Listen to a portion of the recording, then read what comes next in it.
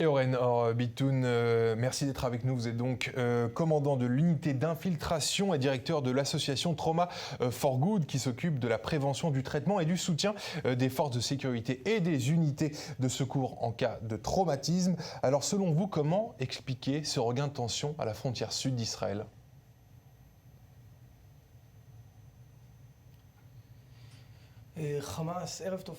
D'abord, bonsoir, Shabbat Shalom.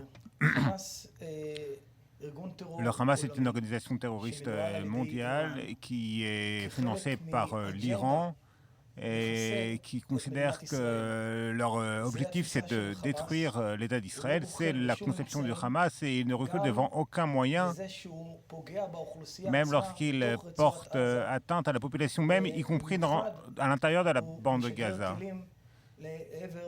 Et lorsqu'il envoie des missiles vers les populations civiles en Israël, eh bien, ces missiles atteignent sans aucune distinction des civils, des enfants, des civils innocents. Le Hamas, comme toute autre organisation terroriste, à mon avis, on doit éliminer les membres du Hamas. Et pas seulement les seconds couteaux, mais véritablement d'une manière sélective viser les leaders du Hamas.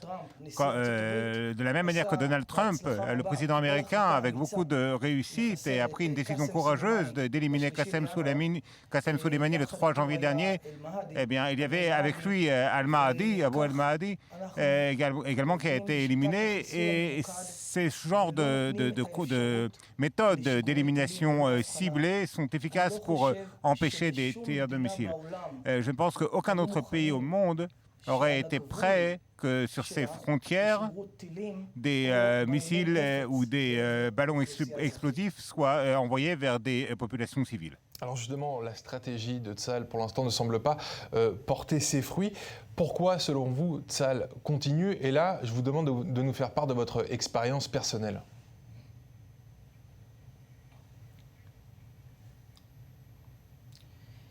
Écoutez, à mon humble avis, et de mon point de vue, et depuis mon expérience en tant que combattant et officier dans les unités d'infiltration, qui a combattu contre le terrorisme en Cisjordanie, à Ramallah et ailleurs. Au cours de cette période, il y avait, moi, à un niveau personnel,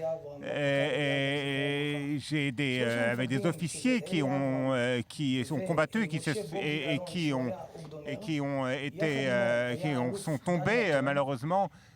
Moshe Yaalon, qui était le général à l'époque en charge, et Dani Atom également, eux à l'époque avaient pris la décision qu'il fallait lutter contre le terrorisme d'une manière la plus dure possible.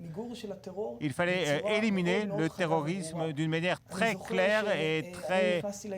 Lorsque j'ai intégré l'unité, il y avait environ un peu plus de 1000 terroristes recherchés en Cisjordanie. Et dans une période assez courte, il n'en est resté que quelques-uns. C'est la méthode qu'il faut suivre. Nous avons l'armée la plus puissante au monde. Nous avons les renseignements les meilleurs au monde. Nous avons la connaissance nécessaire, l'expérience nécessaire. Ce qui manque, c'est la prise de décision politique pour éliminer le Hamas, pour éliminer les dirigeants de cette organisation, et la décision en dernier ressort revient à l'échelon politique. À partir du moment où il y aura une décision politique, l'armée obtiendra les ordres du cabinet sécuritaire, et c'est en fait l'État. L'armée applique les ordres que l'échelon politique lui a donnés. Et si l'armée obtient ce soutien politique, eh bien, tant que ce ne soit pas le cas, nous ne pourrons pas vaincre le terrorisme et nous serons toujours dans cette saga qui se répète. Et les otages, nous, les civils, eh bien, nous serons tout à fait désemparés face au terrorisme. Et ils envoient des missiles et nous